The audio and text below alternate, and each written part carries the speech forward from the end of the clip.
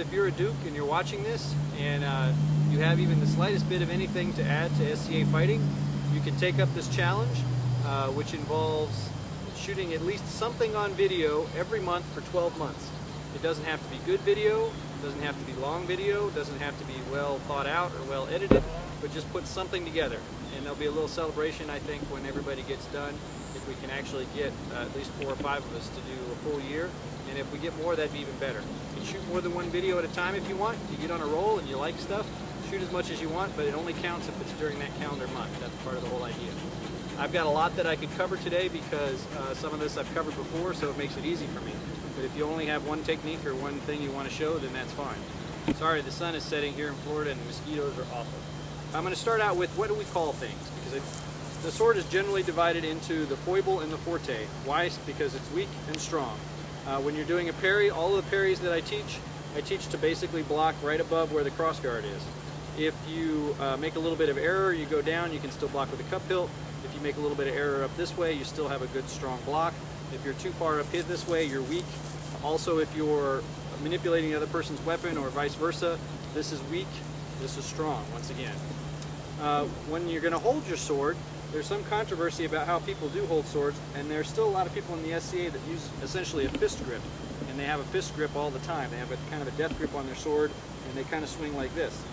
When that happens, there's only so much extension you can get between your arm and your sword, and to make up for that, people tend to just get longer and longer swords, and when their sword gets longer and heavier, then they have to have more and more of a tight grip to keep control of it, and it's a never-ending cycle.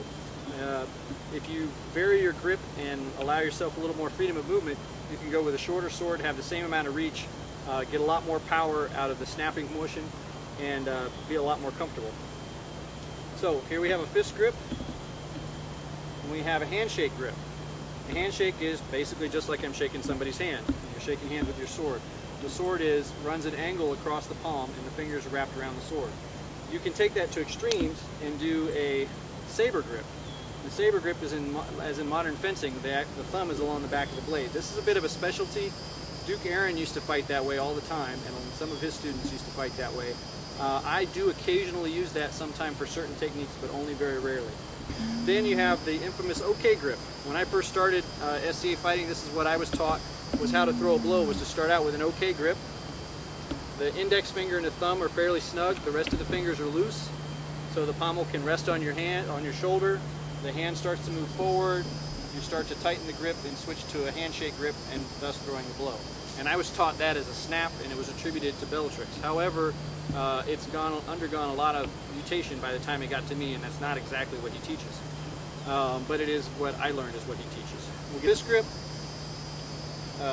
handshake grip, saber grip, OK grip. Most shots that I teach are going to involve a transition of at least 2, if not all of those hand grips. Next, I'm going to move on to body and foot position. That plane between you and I call the line of engagement. So along the line of engagement, I'm long or short. My stance can also be wide, or it can be narrow. If I take narrow to extreme, my stance is backwards. If I'm more square towards you with my back foot facing somewhat forward, then my stance is square. My hips are going to be more square towards you. My back foot is going to be pointed more towards you, and it's a square stance, somewhat akin to a boxer or a kendo stance. More akin to what most karate people do, or an aikido stance would be a triangular stance, where my foot points out to the side and my shoulder is more towards you. For some shots, we're going to start in a triangular stance and end up in a square stance in order to turn the hip forward. That's not always necessary. A square stance has certain advantages, and a triangular stance has certain advantages, and we'll get to that later. My stance can also be deep with my knees bent, or it can be shallow. So again, we have long, short, wide, narrow, deep, and shallow. Let's move on to the blocks. These blocks almost all had names before I came to it. In the Asgard system, my knight was Duke Baldar, who founded House Asgard. He was already teaching most of this, and there's been some slight modifications over the years. We start with a house block. The roof of a house. It's blocking the onside side of my head. From the house block, we have a cross block. We also have a tent block. We also have an outside block. We have a side block, a low cross block. With a cross block, we have a low cross block. We have a down block, and we have a hanging block. These come together, and there are a lot of variations in between. We have our basic house block. If we start to move towards a tent block, this becomes a hammer block and then a tent block. And we move it back here, it's an overhand wrap block and a scorpion block, and I can actually keep even going all the way around until it becomes an outside block again. By the same token, I can start with a house block, I can go down to a side block and a low side block. I can start in my tent block, and I can go from my tent block all the way down to a hanging block. And it's kind of a continuum from one to the other. And a lot of these are, the name describes a point, but that doesn't necessarily mean the technique's going to match the name all the time. Talk about some shield positions. My shield can be closed or it can be open. That has nothing to do with how protected I am. It's just, think of it as the door, as a doorway. If I had a heater shield, which I hardly ever use, the door is open, the door is closed. Your stance can also be tight or loose. If I'm standing here just kind of haphazard and I'm not really paying that much attention, my guard is loose. If I'm a little bit more protected, my guard is tight, which is different from having a closed offense or an open offense. A closed and open referring to the position of the shield, it can also refer to your guard.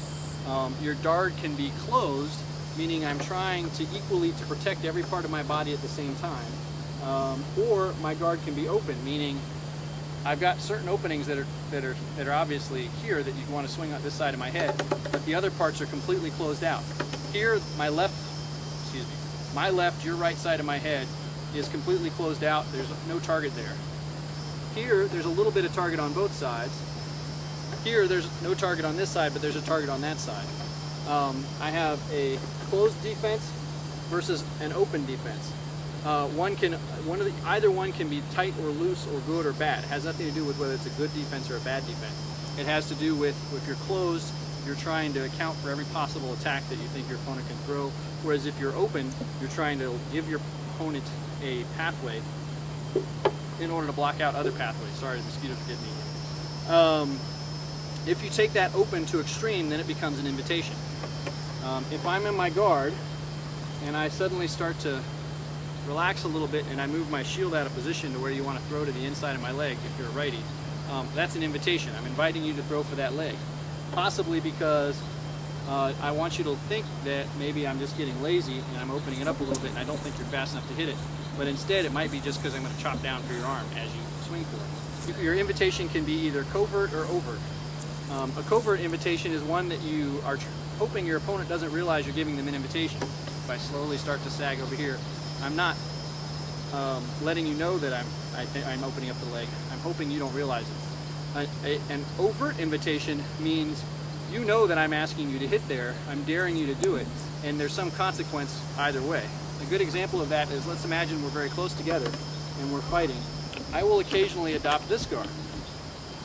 So I'm inviting you to hit me over here in the shoulder or this side of the head. If you're a righty, you have to swing across your body in order to do that. You got no opening on this side. If you throw a fake over there, I can ignore the fake. If you throw over here, I have to defend. So I'm giving you a slight advantage, but I know what your advantage is. So there's a consequence for swinging here in that I know you're going to swing there, so I'm already wired to do something. There's also a consequence if you don't do anything, because then I can begin to cheat it out further and further, get my sword and my shield more and more into position to where I have a shot that you're not ready for. So I'm going to force you to either change your position slightly or to make the attack, and that's an overt invitation.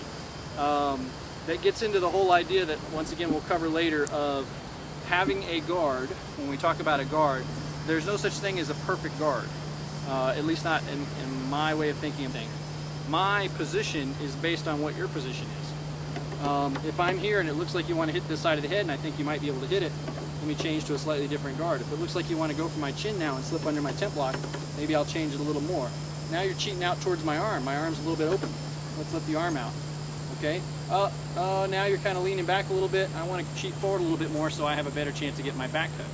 All of those are subtle changes that are going to happen to the stance. And if you see two fighters that fight that way against each other, you'll see a lot of shifting before any blows are thrown. All right, Lucy, go. Shoot. Here, Lucy. Shoot. Okay. So we got plenty of video for one installment, more than enough. I hope that people have some ideas. Maybe they think this is good, maybe they think it's awful and they want to do better. Either way, record your own video, show us what you got.